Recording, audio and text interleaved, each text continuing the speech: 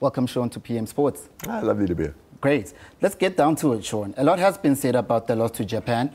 Do you think the players are over the defeat against Japan? In short, no. I mean, long term, I'm not sure the players will ever get over that defeat against Japan. Is anyone in South Africa? It seems sure. It's not just one of the most shocking defeats for the Springboks side. It was one of the most shocking defeats in World Cup history for most sports. But that's not necessarily a negative, not being able to get over it. A lot of the great sides talk about how they remember losses that hurt far more than wins that hurt. And they draw on that as inspiration to A, keep their feet on the ground, and B, manage to keep themselves looking forward. So obviously this week would have all been about, I mean, if last week taught the Springboks anything, it's that the challenge in front of you is the most important, and that must be focused on. And don't think about 2 weeks' time, because everyone went into this World Cup thinking that the pool stages for the Springboks would just be a springboard for matches to concentrate more on later. And the Springboks went into that game against Japan expecting their own style of play to be enough and not think about combat, what Japan would bring to them. And we all know how that turned out. So it's more, I don't think they'll ever get over the defeat, but it's, of course, an excellent chance to redeem themselves against Samoa. And looking at the back of that loss against Japan, a lot has been said about the coach and Jean de Villiers as the captain of the team. Do you see Heyneke Meyer staying as coach of the Springboks after the World Cup? It's a very tricky question, because it's been mooted and tried to be shown that the intent is to keep Heyneke Meyer on for 4 years. That was shown before the World Cup. But that deal, it doesn't seem like that deal has been signed and sealed, or it certainly hasn't been released to us as so. So you would expect that if it's not yet, it's probably conditional on how this World Cup is itself.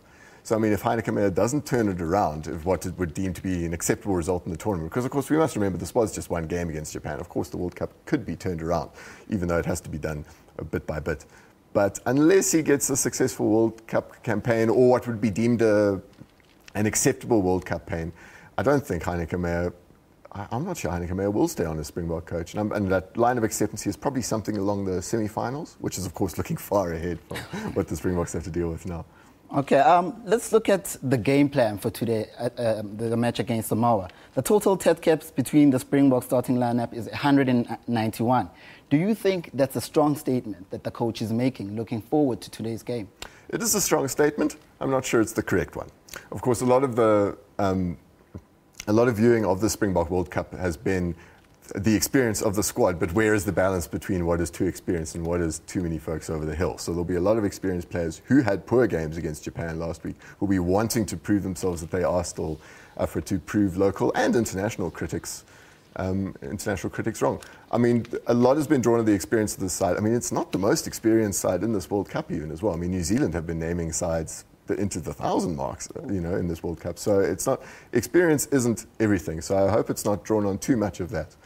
One thing about today will be, there's of course far more familiarity with the South African side playing Samoa than there is Japan. Of course, it's the first time they ever played Japan. A lot of the players wouldn't have been seen before. They're certainly not, easily accessible on our televisions, etc. Some of these Samoan guys have been playing in Super Rugby and up north as well. And this is the 4th time in a row that Samoa have been in our World Cup pool. So a lot of players will feel like they'll know what to expect from Samoa, which I think will go a long way towards being more comfortable in their tactics. Okay, let's take a look at the forward pack. It seems to be the area of focus for Meyer. Judging by the changes, is this change either reactive or proactive for the coach?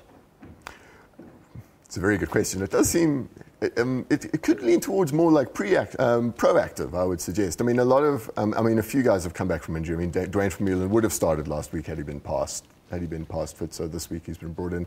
Adrian Strauss for Bismarck du Plessis.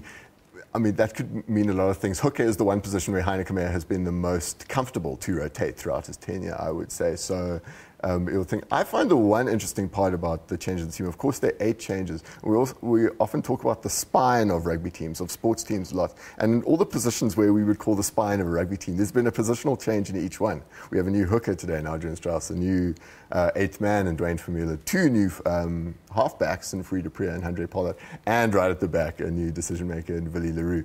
So it should be a lot different in terms of the way that the game flows today. Whether it'll be successful, time will only tell. Okay. The Vermeulen factor, it's his first real test of the year. Will it count tonight?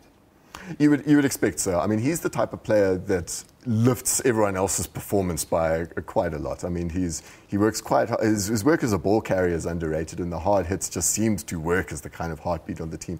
Plus his work on the ground with turnover ball, something which was really missing against Japan last week, has been invaluable in the past in terms of turning over position or creating penalties for the Springboks to launch attacking platforms on or to take the points. We'll see if Sean de Villiers opts to do that more than he did last week against Japan. So yeah, the Dwayne Vermeulen factor is, and the eighth man is always a crucial position in the links between backs and forwards. So you would expect having arguably the second best eighth man in the world in that position should make a big difference to the Springboks today. Okay, that's where I have to leave it because of time. Sean, that was Sean Wilson, a sports journalist, joining us to unpack our chances against Samoa this afternoon.